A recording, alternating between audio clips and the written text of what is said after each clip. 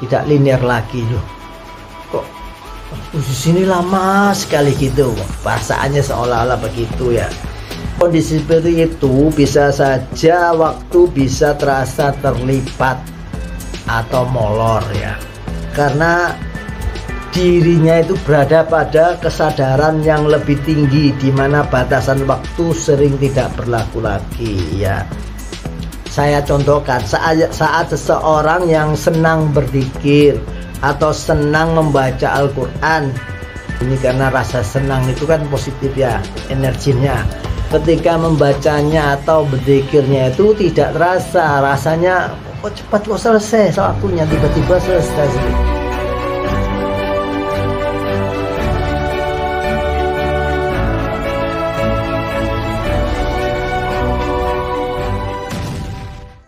Assalamualaikum warahmatullahi wabarakatuh. Kita langsung saja membahas tentang perihal kegaiban waktu. Ini dalil tentang waktu. Quran surat Al-Asr ayat 1-3. Demi masa, demi waktu, sesungguhnya manusia itu benar-benar berada dalam kerugian, kecuali orang-orang yang beriman dan mengerjakan amal saleh dan nasihat menasihati supaya mentaati kebenaran,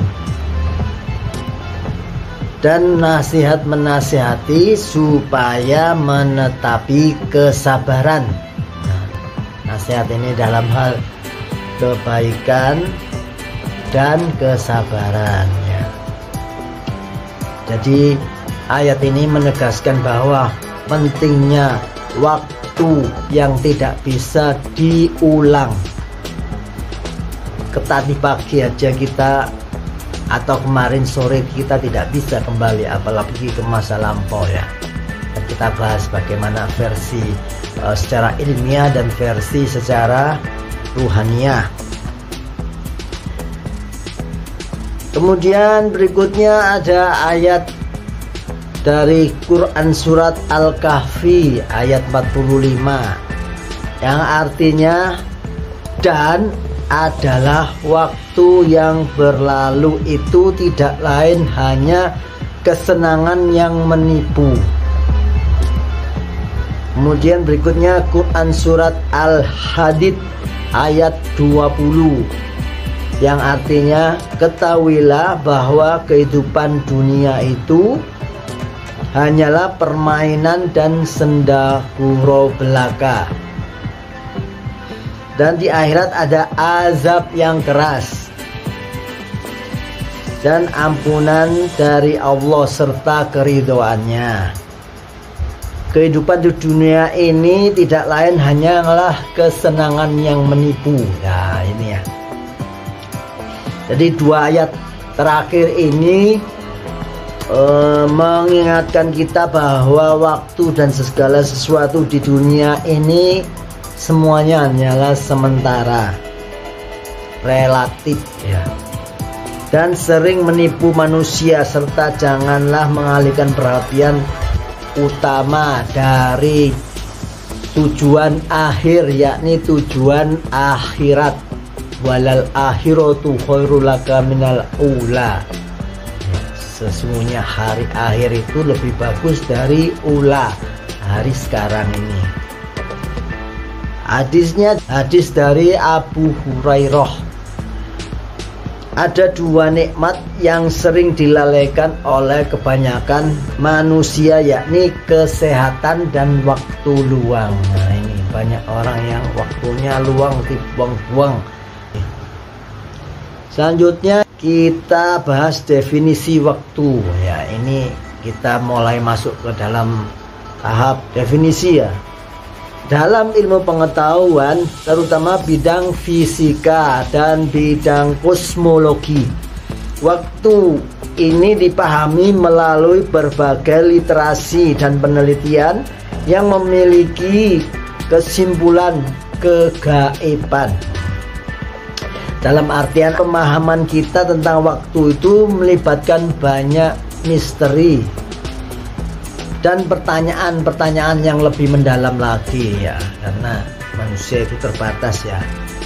Nah, teori relativitas umum dari Albert Einstein, yaitu waktu itu tidak berdiri sendiri, tetapi merupakan bagian dari struktur 4 dimensi yang disebut ruang dan waktu. Nah, waktu ini gabungannya sama ruang ya. Jadi menurut hukum relativitas, waktu dan ruang itu saling terhubung dan dapat dipengaruhi oleh massa dan energi. Nah, massa dan energi ini yang mempengaruhi ya. Jadi makhluknya kecil, makhluknya besar berbeda waktunya, maksudnya gitu. Terus energinya juga menentukan negatif atau positif, berbeda maksudnya ini. Ini kalau pemahaman saya ya. Jadi gitu. Kalau di Einstein itu pemahamannya gaya gravitasi, energinya dari situ. Kalau kita kan energinya dari banyak, karena ruhani ya, itu energinya banyak. Semua benda itu ada energinya. Jadi konsep hukum Einstein ini berlawanan dengan pandangan ilmuwan zaman dulu, ilmuwan klasik itu, yang mengatakan bahwa waktu itu absolut dan tetap. Ya, acuannya waktu yang kayak jam dinding itu, waktu nggak akan berubah, tetap ya segitu terus 24 jam. Namun dalam fisika modern saat ini, waktu itu dipandang sebagai dimensi keempat dari 3 dimensi ruang. Jadi ada 3 dimensi ruang, yakni apa? Panjang kali lebar kali tinggi, itu disebut ruang. Terus tambah lagi dimensi yang keempat itu waktu. Jadi kalau kita tahu masanya itu, kalau ada kita panjang kali lebarnya berapa, tingginya berapa, terus tambah waktunya itu berapa lama dia itu, karena ada konstan, ada konsep entropi. Nah, sehingga namanya dimensi ruang dan waktu ya. Semoga paham. Kalau kita bahas nanti lama-lama kita akan paham. Kalau nggak pernah kita bahas ya akhirnya nggak tahu sama sekali. Cara ilmuwan menjelaskan arah waktu itu melalui konsep entropi dan hukum termodinamika. Apa itu? Entropi itu adalah ukuran ketidakteraturan suatu sistem. Di sistem itu ada ketidakteraturannya gitu maksudnya ya.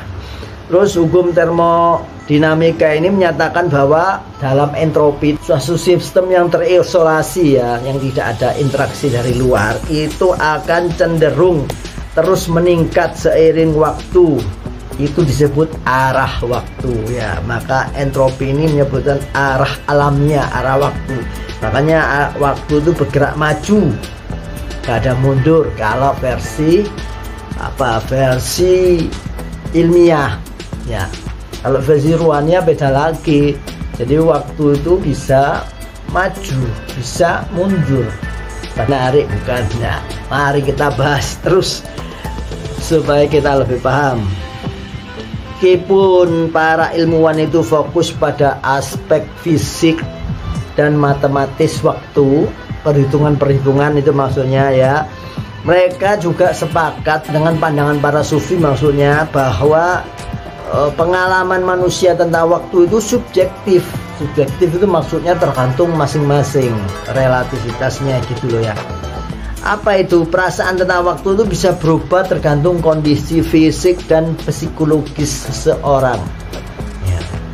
Makanya kalau maaf ya, orang gila itu ditanya waktu itu gak paham ya, karena psikisnya tidak memungkinkan kesadaran untuk mengetahui waktu gitu maksudnya ya. Makanya kalau di dari segi sisi ruhania itu ada namanya to'yul wakti atau melipat waktu. Nah, ini menarik ya, ada apa itu namanya melipat waktu.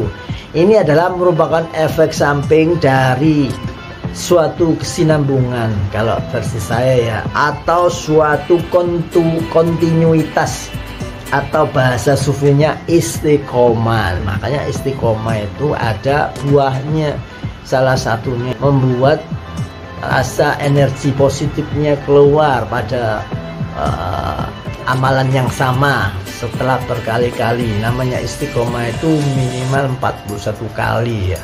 Jadi kalau masih 1 kali, 7 kali, 11 kali belum istiqomah, masih ada gesekan-gesekan atau hambatan-hambatan yang muncul ya. Namanya kita tidak sendiri, mesti ada pasukan penggoda itu yang selalu masuk, menyertai dan menggoda, memelencengkan semua aktivitas manusia, terutama yang berada di jalan lurus. Kalau sudah melenceng biasanya nggak digoda atau males karena hadiahnya sedikit. Kalau yang lurus itu hadiahnya banyak. Ini versi-versi dari pemahaman ketika interogasi makhluk-makhluk yang ketangkep. Pengalaman ruhani para sufi yang sudah mendalam itu bahkan bisa melampaui batasan waktu karena adanya energi positif dari rasa cinta, rasa senang, rasa ridho. Itu juga keluarkan energi positif, jadi itu mempengaruhi juga ya. Dalam keadaan mistis saat memasuki alam-alam ruhaniyah, itu seorang sufi mungkin bisa saja merasakan bahwa waktu itu tidak lagi linear atau tidak lagi terikat kejadian normal sehari-hari. Tidak seperti biasanya pada umumnya gitu. Kok di sini lama sekali gitu, perasaannya seolah-olah begitu ya. Nah, dalam kondisi seperti itu bisa saja waktu bisa terasa terlipat atau molor ya, karena dirinya itu berada pada kesadaran yang lebih tinggi di mana batasan waktu sering tidak berlaku lagi ya. Nah, ini saya contohkan saat seseorang yang senang berzikir atau senang membaca Al-Quran dengan pelan-pelan dan syahdu. Ini karena rasa senang itu kan positif ya energinya, sehingga banyak mengeluarkan energi positif.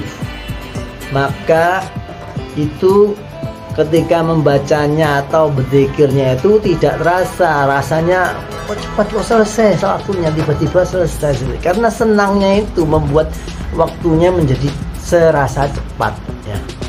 Jadi seperti itu. Tapi sebaliknya, ketika seseorang yang berzikir dengan rasa terpaksa atau membaca Al-Quran dengan terburu-buru atau cepat sekali ya, sehingga banyak mengeluarkan energi negatif itu kan, katanya kan buru-buru itu kebiasaannya setan gitu ya. Maka ketika energi negatif itu ikut keluar, malah waktu itu bisa terasa molor. Kok gak selesai-selesai ya, bacain ya zikir gak selesai-selesai, rasanya berat gitu karena energinya dikuasai energi yang negatif. Jadi karena kesadaran energinya lebih rendah, timbul rasa benci pada aktivitas itu, terus rasa kesal pada aktivitas itu karena terpaksa, timbul rasa kecewa, pokoknya itu energi negatif semua, akhirnya jadi tambah lama rasanya. Contoh lain, jadi molor waktu itu ketika menunggu antrean periksa ke dokter. Orang yang lagi sakit kan rasanya itu kalau dia itu tersiksa itu jadinya lama sekali ya. Dokternya antrinya bisa terasa lebih lama padahal sama saja. Contoh yang baik lagi ya, ketika menunggu pacaran itu kan senang, itu rasanya kok cepet ya, kok selesainya cepet. Nonton filmnya 1 jam rasa kok cepet gitu ya, karena senang. Nah itu bedanya. Semoga 1-2 kata tadi dari saya bisa memberi manfaat bagi teman-temanku semua, dulur-dulurku semua. Dan jangan lupa selalu bahagia apapun kondisinya, dan terus puter tasbihnya. Wabillahi taufik wal hidayah. Wassalamualaikum warahmatullahi wabarakatuh.